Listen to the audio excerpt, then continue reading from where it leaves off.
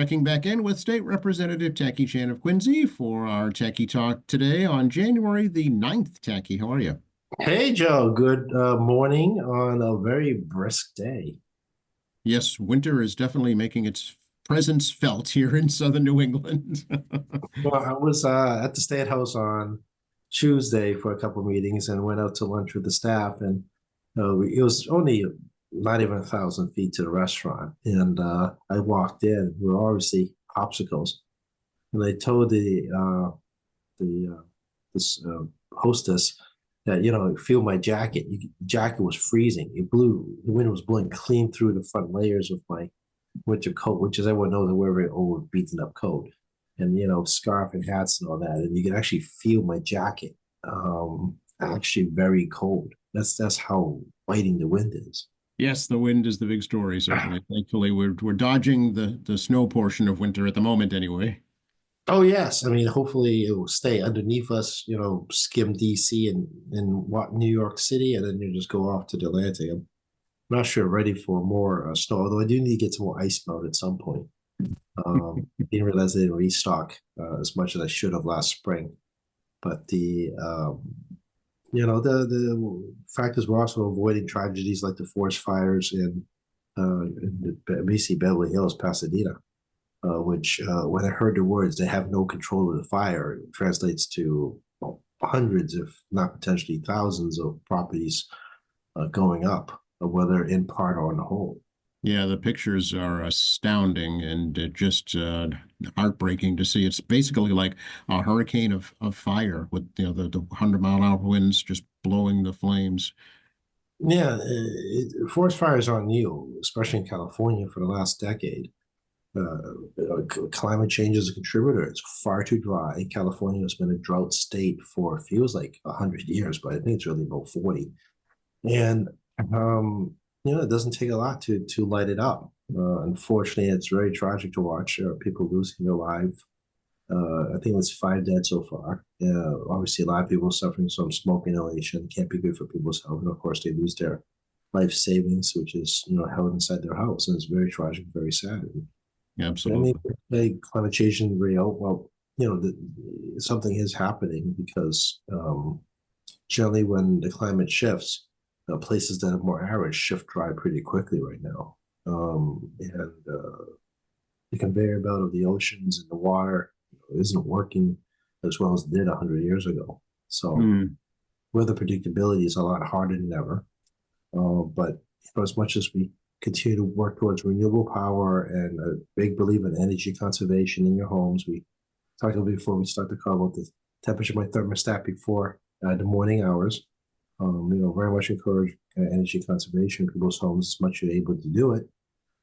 There's also preparing for the weather. Right? Humans have the unique ability to change their environment, not just to suit our needs, but to take on Mother Nature. And part of a climate change conversation is not just about renewable powers, but also talking about things we need to do to try to prevent forest fires, right? Try to Right. reduce flooding levels in Massachusetts, for example. Try to keep up with things like drain cleanages for cities and towns when the heavy rains come. So reduce the possibility of flooding on our streets and your homes. I mean, it's not just talking about renewable power or trying to save our forests. It is really also about how do we save ourselves. Yeah, since we're on the topic, let's talk a little bit about some changes made to the Mass Save program here in the new year, Jackie. I guess there are incentives now to get reimbursements for heat pumps. Is that right? Yeah, heat pumps are a device you put in your home that actually goes underneath your foundation that transfers heat and warmth between the liquid through your home into the soil. It's basically a type of water-based heating cooling system. It is 100% electric, and I talked about energy conservation earlier. So this is one of the trade-offs. So you will no longer use natural gas or oil for heating and cooling. However, you're going to have to use a lot more electricity. All right. And people have this misconception that electricity is kind of like, oh, well, you're not using natural gas, you're using electricity. We are now conserving. I'm like, no, you're not, because you're now increasing the need to put more power into the grid. which in the past you didn't have to because you had natural gas. And that is the thing that you have to be aware of. And we could go over to it is a permanent structure of your home. It isn't going anywhere after you put it in. It's not like an oil tank, water tank. Well, actually, probably you're going to need a water tank. You have to need an electric water tank unless you have maintain your natural gas water heating. And you're going to need electric water tank, which again adds to your electric consumption. And it's not like taking out an old furnace or a hot water boiler or a hot water heating system. It's built in, basically it's built to the foundation of your house. And then it runs to essentially, if you have a water-based heating cooling system in your home, it's basically what it works to that principle. Okay, but of course, electricity is generated by fossil fuels, right? Oh, mostly yes. Still, natural gas is still the primary driver. Natural gas is much cleaner than coal. It's been touted decades ago as the alternative to coal and oil. Mm-hmm. The efficiency of usage of fossil fuels reduces emissions. I'm not saying it gets rid of emissions. That is not true. There is emissions. But between better air filtration systems and maximizing fossil fuel usage in terms of squeezing every BTU out of them, you're going to try to reduce as emissions as you possibly can. So the reality is that the grid has always been under a lot of stress because the wiring system is very old and we continue to build. I know we have a housing crisis, but we need to still build out more electrical usage because we have more people needing electricity, such as me with using this device that's plugged into the wall right now because the battery died on me last night. Didn't realize it was so we're charging and talking right now. But people are generally need to be aware and prepared for your electric bill being spiked in exchange for not using natural gas. You are on the city's aggregate electrical rate system, which I think is actually quite good. That should be helpful, but because you have more fixed costs, you can plan ahead. If you have competitive supply, locked in contract, again, you can kind of plan ahead for a specific time period. So you know what your power is once you get into something like a heat pump.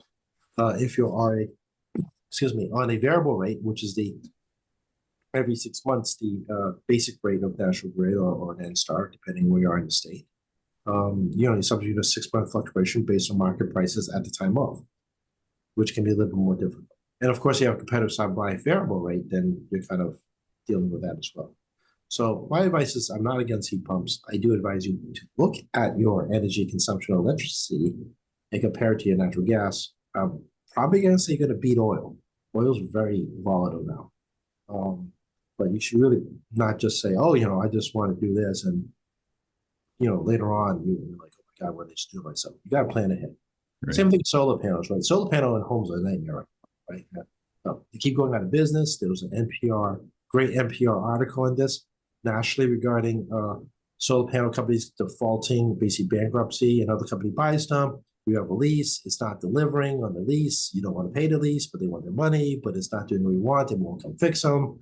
Inside 1 year, the solar panels crap out on you because cheaply made solar panels, they're bolted to your roof. You're not supposed to touch them with the lease agreement. Or if you own them, I've heard stories, squirrels eating wires, big surprise. Now you get solar panels, you pay tens of thousands of dollars for, and that's after government subsidies. I mean, people, I don't disagree. People want to try to, utilize energy consumption reduction at home, try to help the environment. But you got to be conscious as well as the cost to you, especially for us in working class communities who are not made of money, that can just keep throwing more money at the problem. I mean, I'm all you. I mean, I'm very conscientious of every dollar, and of course, things like solar panels, have a lifespan, and like your roof will last 30 years, hopefully 30 years. Your solar panels won't make it that long. Right. Yeah, so you need to plan. You definitely need to plan and do your homework and educate yourself before you make a major move when it comes to your energy assistance. And understand the technology and technology changes. And I think this is where predators come get you in the solar panel industry in particular. The unscrupulous ones, will prey on your desires to reduce energy costs, reduce your bills, and also try to help the environment at the same time. Not really disclosing about the rapid change in social technology, nor their responsibility, nor your responsibility, and then what your legal recourses are if they do not fill that part. Yeah, generally, if you're approached, unsolicited, in other words, you didn't request any information or, ask anybody to come out and talk to you about it. If you're just approached coldly, chances are it's not the best time to make a change. And that's surprising in Sunbelt states. This is where it happens the most because obviously sun. Mm. So, and they really target low and middle income homes and retirees. Yeah, yeah. But with the Mass Save program, I was reading that now I guess there's a new system in place for folks, like a central clearinghouse to get information about Mass Save. Is that right? Yeah, there's a website it's always been there. So the utility is actually, let's back up. Mass Save, you pay for Mass Save if you pay a gas electric bill. You pay for it. It's actually built into your distribution charge, which is the charge for the small wires. We call it small wires that are in front of your home, not those big transmission wires that you see with massive clearings around them and they're like 200 feet up, right? We're talking about the telephone poles right in front of you, the utility poles in front of you. That's the distribution charge. So you are paying out a distribution charge. The way Mass Save works is that the Energy Efficiency Council, which I'm not sure it's still called that, sets a budget, which the DPU will approve, which tends to be in the billions of dollars, just to let you know, billions over for a 5-year period budgets. Was it 3? I think it's 3, but regardless, it's a lot of money. And then it's built into your bill automatically. So you are paying for not knowing. One reason I encourage people to use Mass Save is because since you're already paying a distribution charge, you should get something back. Even if it's 3 light bulbs, right? Just get your money, right? Because it's in the system. We've already gone through this process. My home at Mass Save, we actually turned out we had insulation in our walls, so we didn't qualify for insulation because we already had insulation, which we didn't realize we had insulation. And we already done a lot of past energy efficient savings regarding windows and other stuff. So, Mass Save, give us some free light bulbs, some coupons, and I got something out of it, but yeah, some low flow shower heads, things like that. Yeah, exactly. It isn't like we walked off with like $10,000 benefits, right? But we got some small amount of stuff. But over the many years of just upgrading the house, we slowly made things more energy efficient. Although we probably could use some tech upgrades, like you probably could use new windows down the road. Just nature windows, right? Nature would take its course. We live by the water. Right? That's right. Yeah, and they always get better too. The Windows technology. So yeah, vinyl windows are really not great. The old vinyl windows from 20 years ago are don't hold up that great actually in the sun because the heat between the panels is very high, especially in the summer months. Actually in the winter months too, but especially in the summer months. So besides the point. So everything's in Central Portal. You are already paying for it. Utility companies will manage it with third parties, including things like cap agencies. Again, like I've done many times before in the show with you, very much encourage people to go visit Mass Save. Minimum get some of the basics.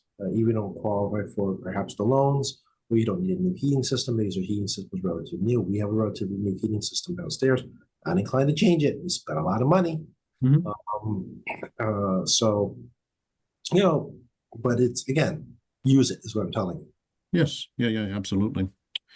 So we're recording this on January 9th, the National Day of Mourning for the funeral for President Jimmy Carter. Yeah, this is coincidental. We did not plan to do this. I had somewhat of a free morning. Believe it or not, most of my work is completed by text messaging these days, it feels like, as well as answering phone calls and emails. So I was doing that while listening to Jimmy Carter's funeral, the president's funeral this morning starting at 10. Always fun watching former presidents, former vice presidents, and pretty much the entire row of presidential candidates at one time, winners and losers, sitting together and listening to the commentary. And obviously state funerals of this type are rare. I mean, this 47th president, I believe, is President Trump, but he's a repeat. So there isn't really not 47 humans that were president. It's actually a smaller number. The start off was Jerry Ford's eulogy to Jimmy Carter before Jerry Ford died, which was incredibly well written. I do encourage people to listen to it or read it, the transcript, because he actually talked about today's politics of actually not realizing he was doing it. Conflicts of party politics is not new.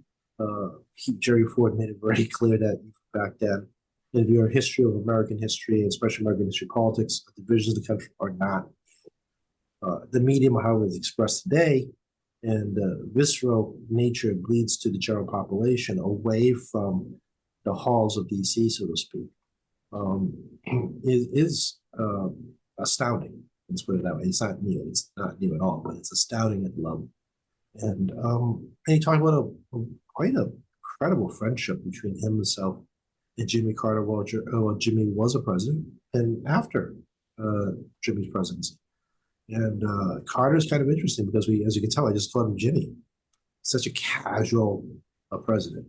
And something that's lost in politics, which DC insiders hated. He was a sincere person. Mm-hmm. Yes. Yeah. Matter of fact, I think he specifically requested to be called Jimmy. Yeah, during his swearing in. Yeah. But sincerity is what really drove DC people crazy. Because he prided himself in his honesty to the knowledge he had at the time of. Like I always said to all of you on this podcast, I only know what I know today. Mm-hmm. I don't know tomorrow. So tomorrow may be different from today, and I may be completely wrong today because something new happens tomorrow. So, Jimmy Carter prided himself on his honesty of what he knew at the time, and he was not afraid to bluntly say to people. But he also very sincere. He didn't do things out of just political expediency. It's a sincerity and its desire to do good. And that's kind of really lost in today's politics. He did put himself ahead of the country, and elections are elections. You win and you lose them. That's how it is. Right. He's a veteran, Navy. I had forgotten about that until it came up when he was lying in state. Yeah, I'd forgotten about that. Yeah, he served on a nuclear submarine, I believe. Yes. Grew up in an era before there was a New York Fleming. Yep. And actually, I didn't know this myself. I didn't know he actually kept the peanut farm and made it successful. Yes. Oh, I did know that. Yeah.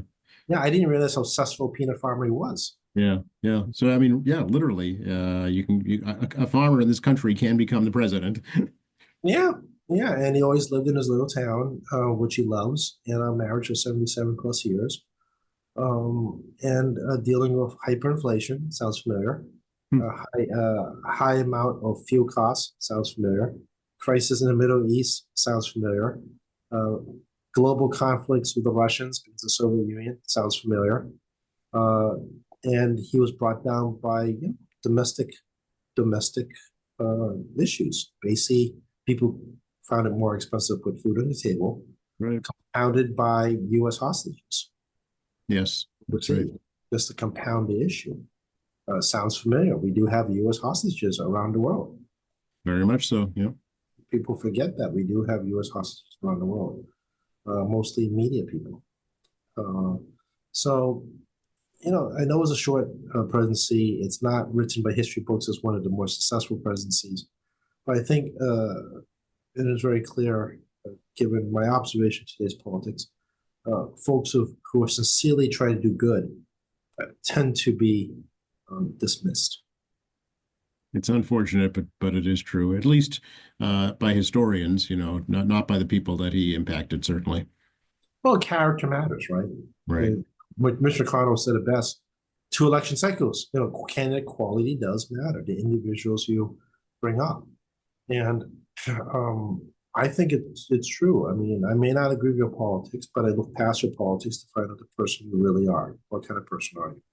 And far too often, people are willing to accept poor quality people in exchange for the politics that you want to get done. Meaning you're super damn transactional and you really just want to get your business done. You care less about the individual you engage in. Right. Yeah. The end justifies the means, essentially. Yeah. Oh, that's welcome to a big part of Beacon Hill life, right? Not just people who say it's lobbyists and corporations. No, it's actually people who are advocates themselves.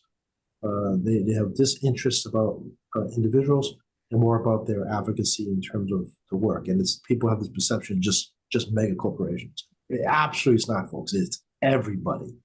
Doesn't matter if you want to save the whales or you're out to make $1 bazillion in econ dev bill. It doesn't matter, right? It's all the same in my experience of 30 years of observation. That which of these folks are going to show up at your funeral, or sadly, my mom will go at some point. She's over 80 and, she has health issues, right? Who's going to come to her funeral or send a card, right? Who are going to sincerely send a note saying they care about you, right? I can tell you which ones will, and I know which ones will not. Of course, everybody could probably do the same thing, yeah, if they really thought about it. You do this long enough, you do. I mean, like I said, I'm an observer of Beacon Hill, not just a worker of Beacon Hill, but I'm a long-time observer. This was Jay Livingston brought this up to me, the rep from, well, it's actually the Back Bay area, but his district's kind of funky now in Boston. But I always joke that I don't really have much of a life because I built my entire career from an intern around the State House. And you pointed out to me that you've been a long-time observer, not necessarily just work experience matters. And I do really respect and love hearing stories about people's lives long before they got to the State House. The jobs they have, the trips they've done, how they grew up. A lot of that gives me insight regarding their, what their values are and how they see and approach the world. Speaking of Beacon Hill, we're in a new legislative session now. Want to talk about some of your bills this year, Techie? Well, we have some pending bills right now, still on the governor's desk that I've worked on as committee chair. So one of the things I do as committee chair is that if I like a bill, despite who sponsors it, I'm still trying to shepherd it to the very end. So I don't release bills out of committee. For the vast majority, do not get released from my committee with the intention of trying to get it to the governor's desk. So we actually have a few right now. We've been working on and off in various forms. I deal with like 260 bills. It's a lot of different moving parts, plus my own like 80, 90 bills on top of that. So we've got cat declawing, which I'm getting rumors that the governor's going to sign, which bans declawing cats, which is knocking off that knuckle. The cat, stop that practice unless in case of medical need. We got a student loan license default issue. So regarding professional licensing, so if you default your student loan, you actually will lose your professional licenses in Massachusetts, which actually defeats the point of everything because you don't have your license, you can't work, you can't pay your loans. Yeah, this is ridiculous. So we were working many years on this issue, trying to figure this out. And Governor Baker actually vetoed this, believe it or not, because he thinks that if you have a financial license and you default your student loan, that is considered a type of financial fraud. I see. Fraud? No, I can't see fraud. No. Yeah, you actually not allowed to have a license in finances if you steal money, you embezzle, or you commit a violation of regulations, again, SEC, or state regulations, or financial license. Because people consider defaulting a student loan as a reason for not to have a financial license because you can't be trusted with money. I see. Which I think everybody listening here is like, what? Because you don't have your license, you can't make money. Can't make money, you can't pay your loan. It's right. Kind of counterintuitive. So, so you all Republicans listening, that's how Charlie Baker thought of people with student loans, just saying. So you got vetoed under Charlie, and we're back for a second run under Maura Healey this time, at the end of this session. We have dental hygienists receivable licensing for foreign trained dentists who have received the license in their country but do not have a license in Massachusetts to be able to take that dental hygienist exam and open up halfway of employment for those folks. There are prerequisites. You just ask any foreign dentist. You have to demonstrate the equivalent education. You actually have to pass the hygienist exam. So it isn't like an automatic. You actually have to work for it. So that's one we're seeing right now where it is. We have out-of-state identification. People don't realize that in Massachusetts, you cannot buy alcohol with a non-Massachusetts identification. Oh, I didn't know that.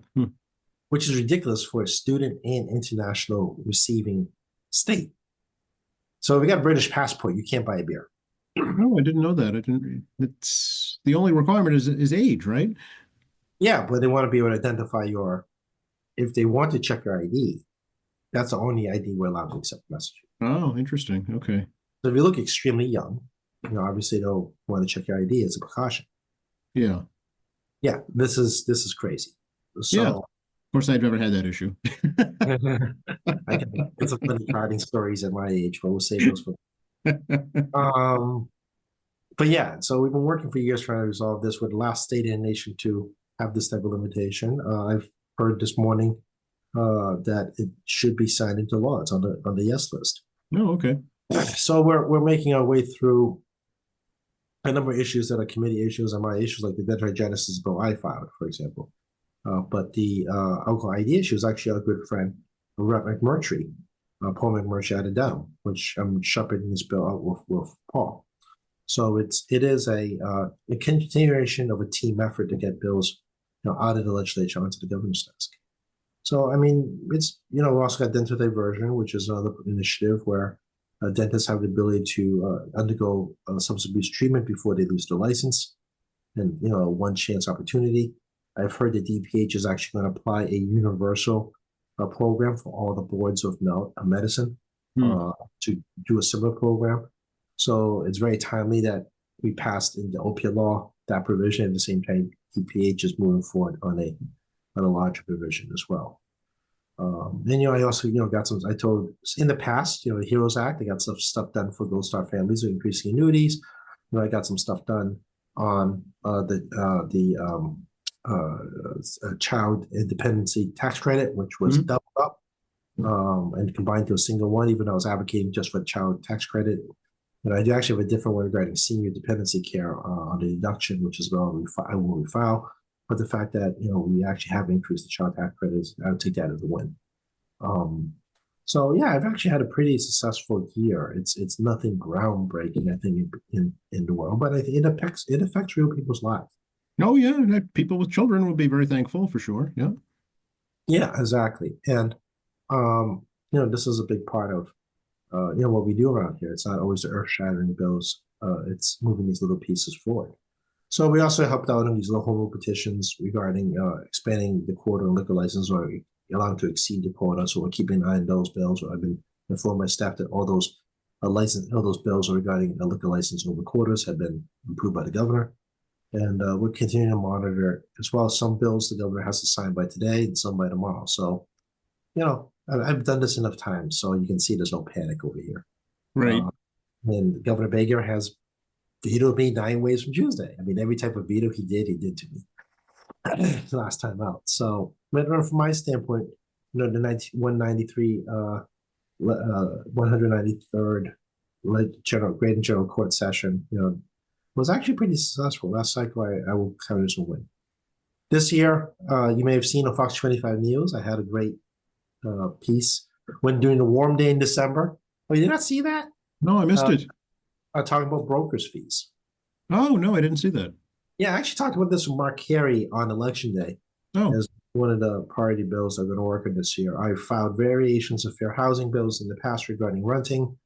But as committee chair, I was able to take a lot of people's stuff and mush them into like a fair housing issue regarding studying, redlining, better disclosures, continuing education on fair housing issues with realtors, but also part of that larger conversation on fair housing includes brokers' fees.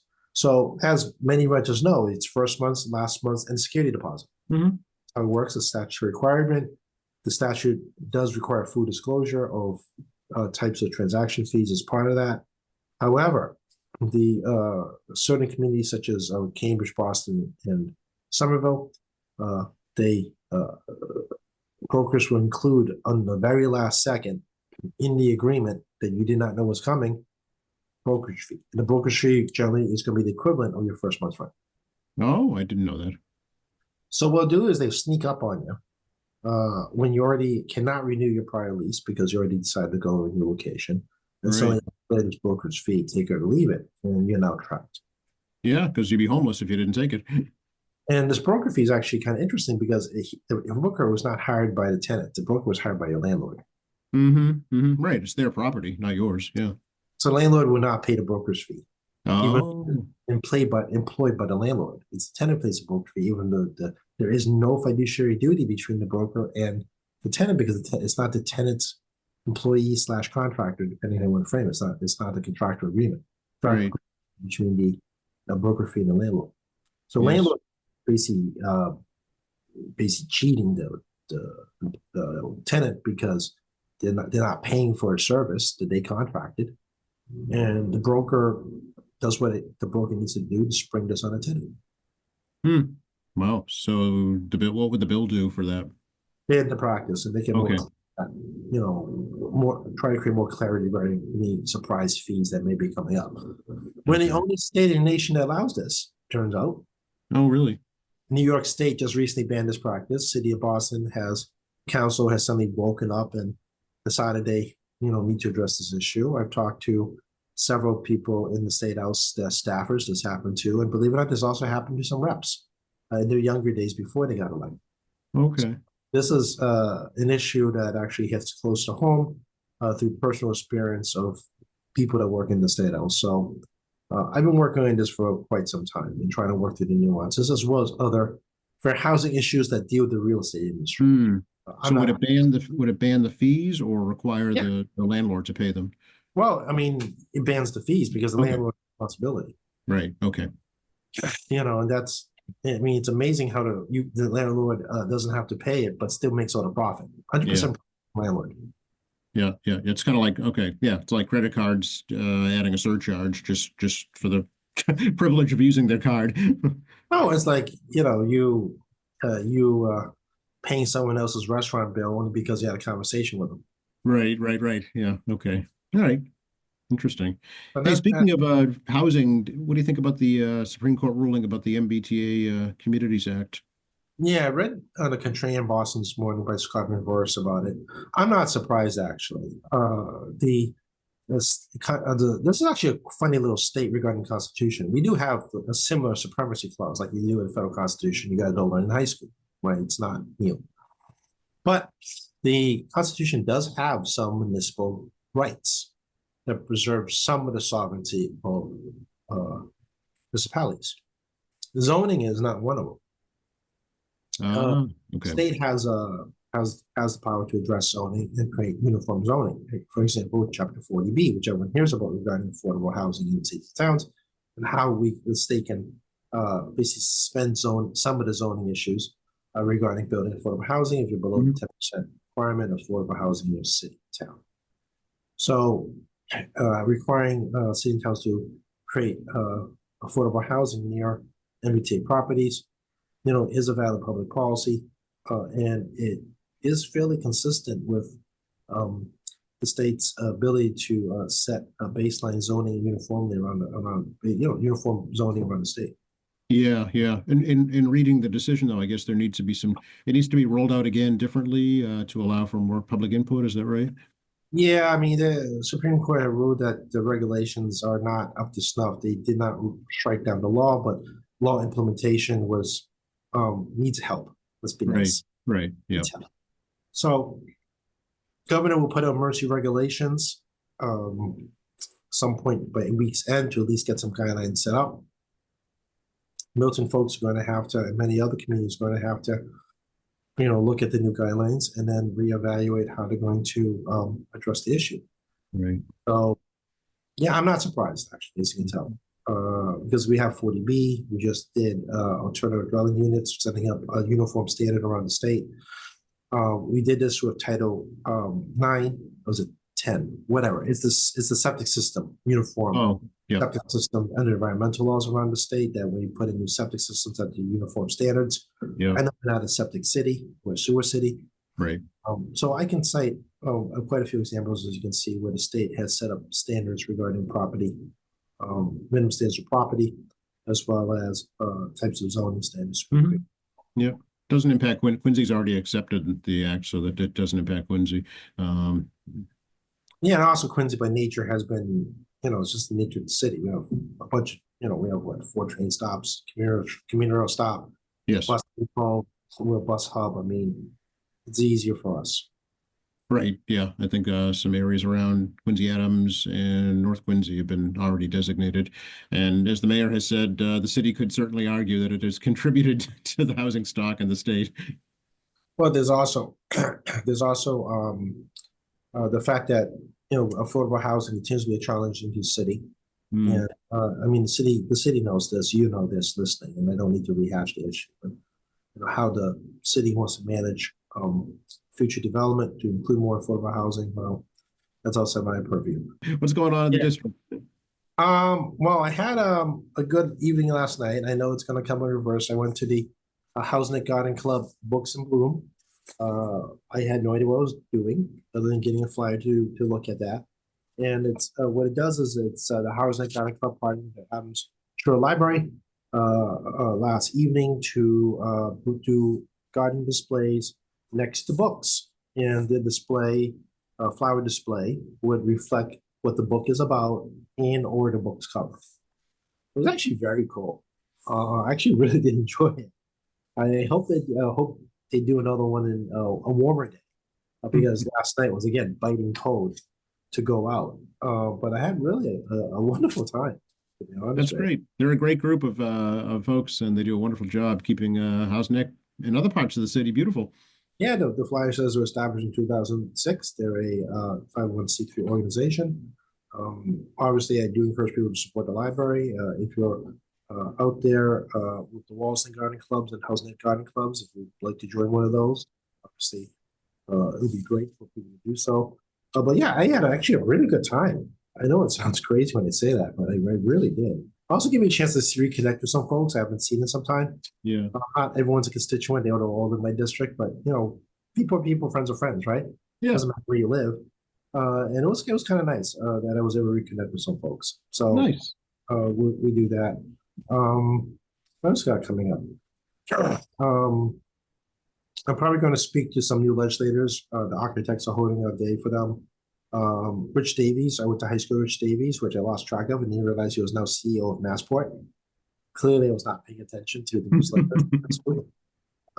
So he's having a speaking program as well in a couple of weeks, which actually I don't know if I'm going to get to it because I got a bunch of conflicts coming up, and my schedule is getting kind of wonky on the weekdays. Let me look at my calendar really quick here. Frank Bologna Celebration Life is going to be in February. I'm not going to get into those details. I just swear it's that time. Also, Joe Finn's going to be retiring in February from Mahasa, Mass Housing Advocates folks. Obviously, we talked about MLK Day last week. Boston Commissioner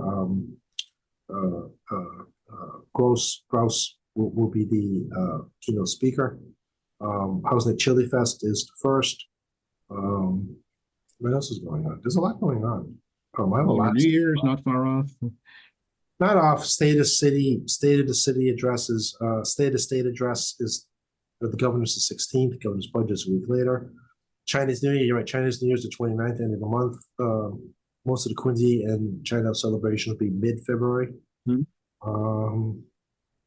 Yeah, I'm looking at my calendar. It's slowly but steadily filling up. I got lunch set up with Secretary Howe, Secretary of Economic Development. Trying to do my quarterly conversation to find out what's going on. And Advocacy Day is coming up. I'm looking at my calendar, Brain Injury Advocacy Day, Boys and Girls Club, YMCA. We have some students talking about substance abuse coming to my office from Quincy. So that's coming up. I need to set up our Asian Caucus Luncheon.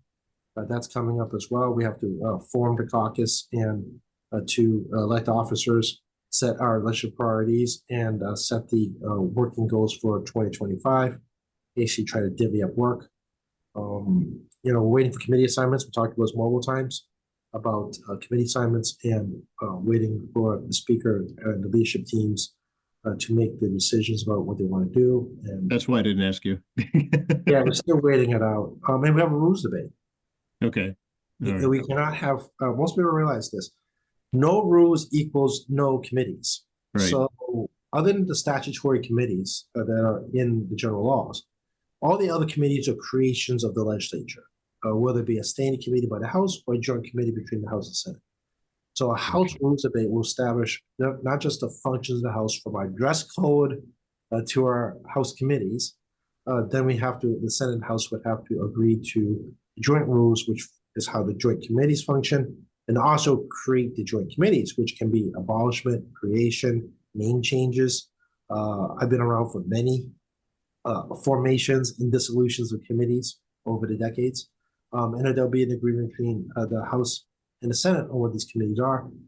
They've done in the past, move some committees around where they announced those first and kept the joint rules for debate later. So there's been conversation from the Speaker as well as Senate President regarding changing the legislative calendar. We've been working the same calendar system since '95, about the same, 90% the same throughout my entire working on Beacon Hill. Last time they approved a change was 1994 for the '95 calendar.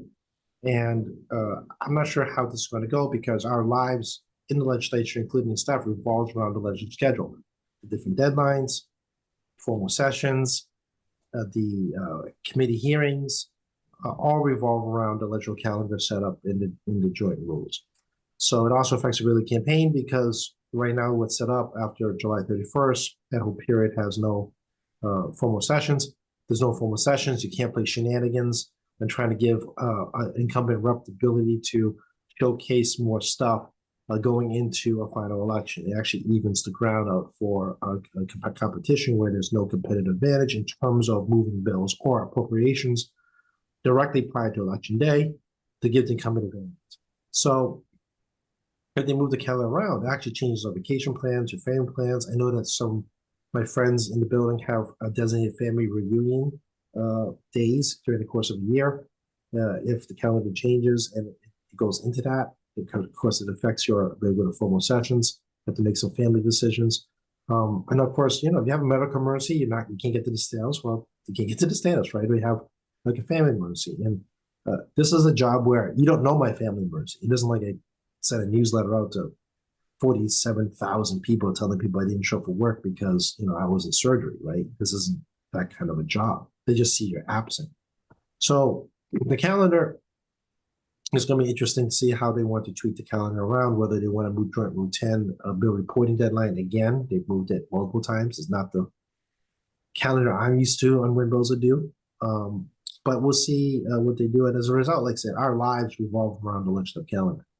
And we'll see what the proposal is. And those things have to be debated and voted on. And I'm hoping they create some proposals and put them on the floor sometime this month. All right, we'll wait and hear on that. Stay tuned. Meantime, we can still get a hold of you in your office. Absolutely. We're in room 42 of the State House. We're working hard right now to get all my bills ready to go for a deadline on the 17th of this month. We're also reviewing new proposals and trying to decide how much more we want to take on in terms of being a sponsor of the bill.